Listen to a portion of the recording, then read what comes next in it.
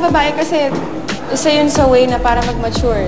Makakuha ng mas mature roles. Para sa akin, interesting yun and very exciting from transition from sweet to something daring. Okay yun, kasi it's a big thing para mapansin sila, number 1, in terms of their career. Pero number 2, okay din siya kasi parang mature na yung person in a way, ready na siya. So okay yun. For what? For career ba? To impress a guy?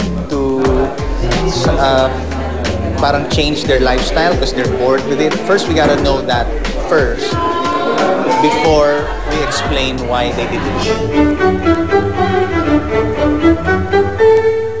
Sila yung mga demure na hindi makabasag pinggan and mahinhin at mahina ang boses pag nagsasalita.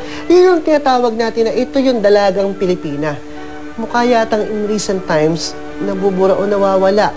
Nalilimutan natin what is it to become a dalagang Pilipina and what is it to say na itong Pilipinang ito ay tunay na dalagang Pilipina. Mula sa pagiging tweetums, naging dairy. May mga dahilan yan. Una, pwedeng ang dahilan to maintain their popularity. Kasi sabi nga, you should keep on reinventing yourself, no?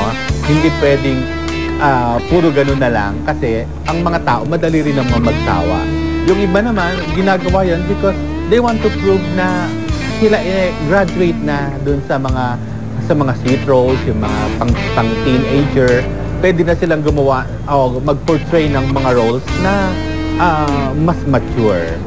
So, unang-una, ano po ba ang pinaka-simple nyo na definition ng good girls gone bad? So hindi naman ibig sabihin nito na nagbabago sila ng pagkatao or ng personality image.